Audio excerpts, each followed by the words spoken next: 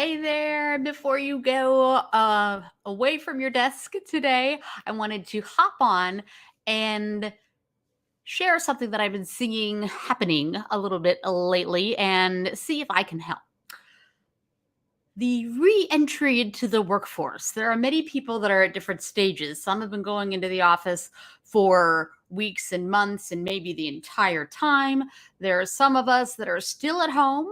There are some that are part in, part out. But I am hearing from people a little bit of anxiety about that re-entry into society, particularly for things like the networking events and the conferences, because we've gotten so used to everything being virtual and the ease of that, that there is, for some, a little bit of resentment, even of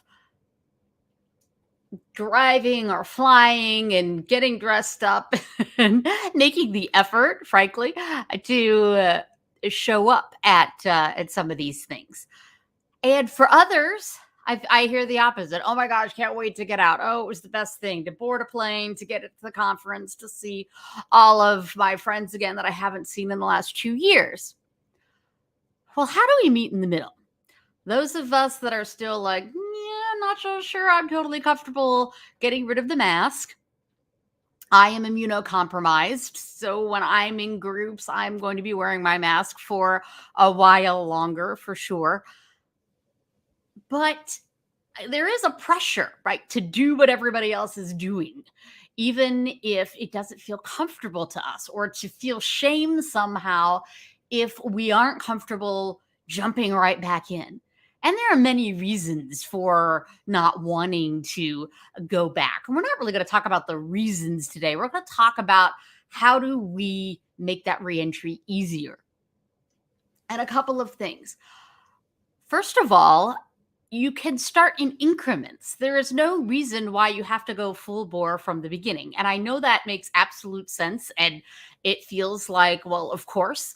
However, if the first thing that you have is this big conference and you haven't really done anything before, or you haven't presented live and in person in a long time, maybe you need to give us a call here at Moving Image Consulting, and you need to say, I need to talk to Allison because my presentation is a little rusty, or I just haven't been out there for a while and I want her to check my body language. Because frankly, some of our body language has been altered by the screen for so long.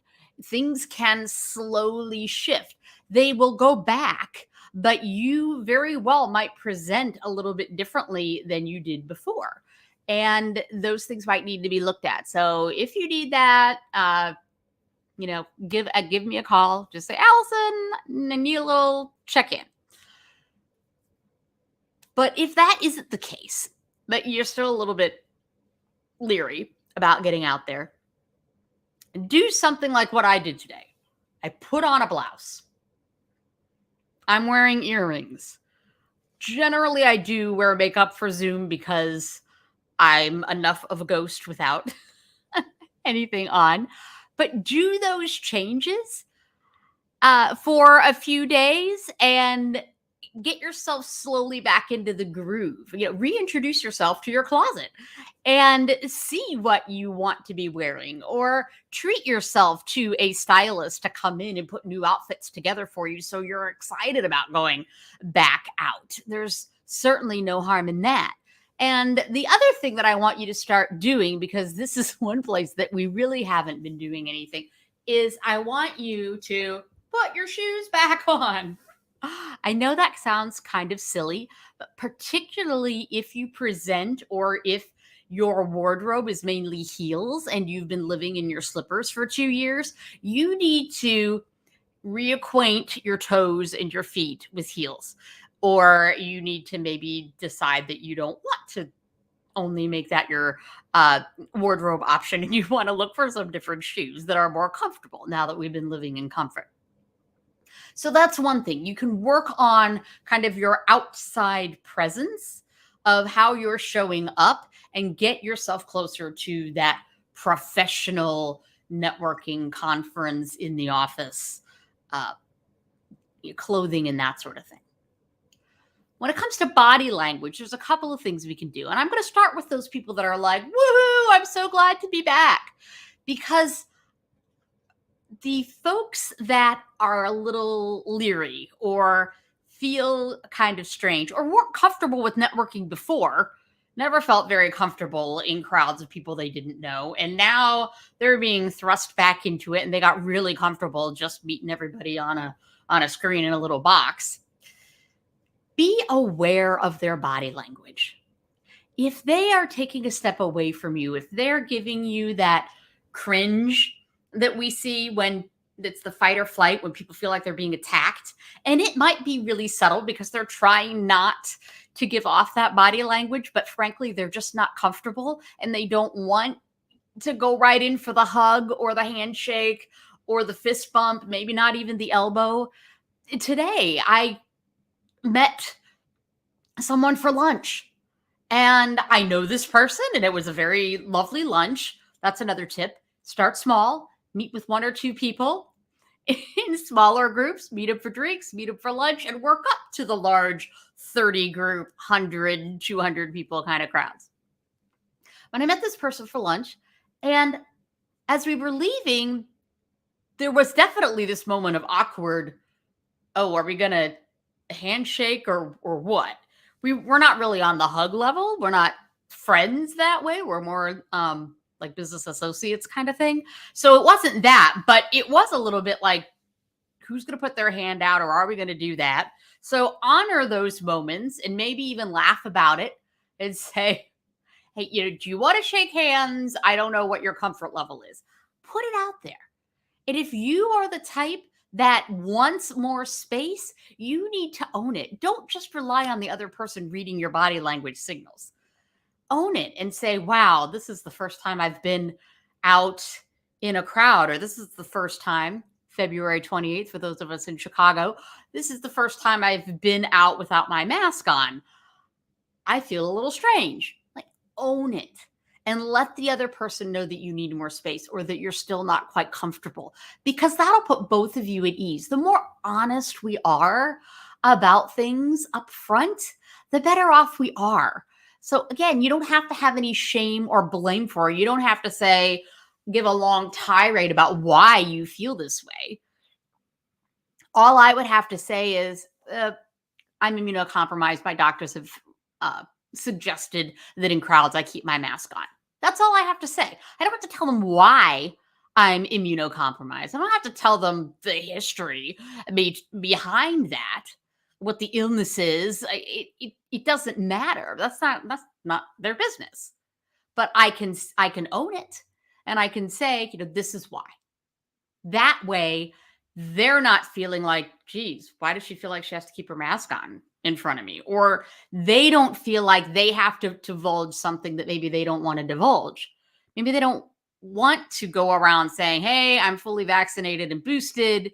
You don't need to wear your mask around me. And I would say, oh, well, really, I'm wearing it for everybody else in the room because I appreciate that you're vaccinated and boosted and I am too. However, my doctor's blah, blah, blah. So own that.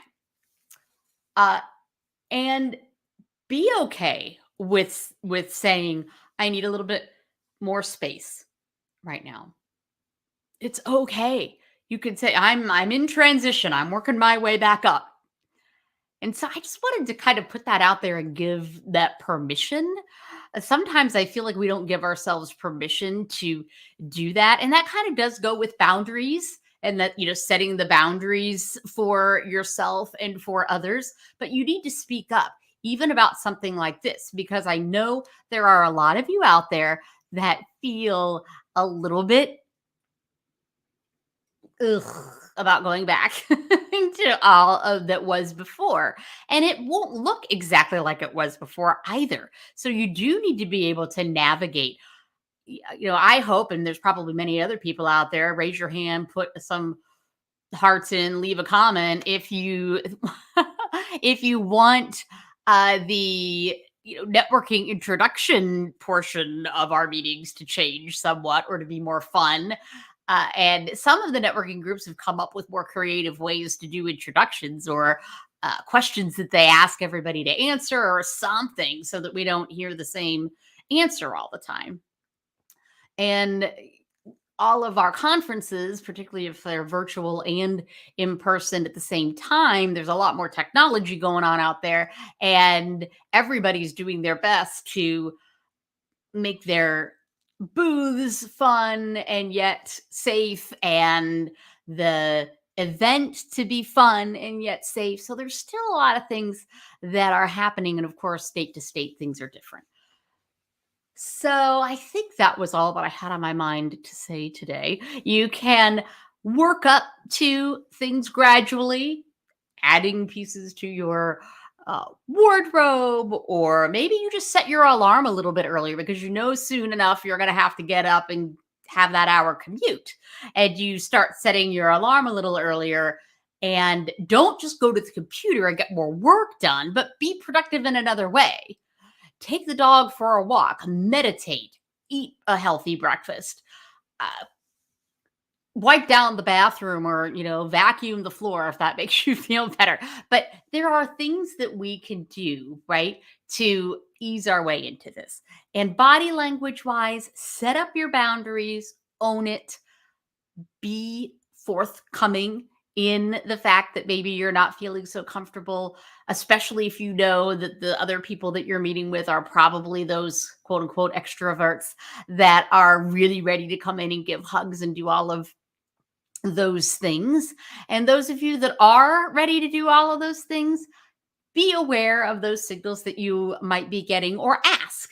There is no harm in asking, right? What's your comfort level? No, we haven't really been out yet. I would love to give you a hug, but only if you're comfortable.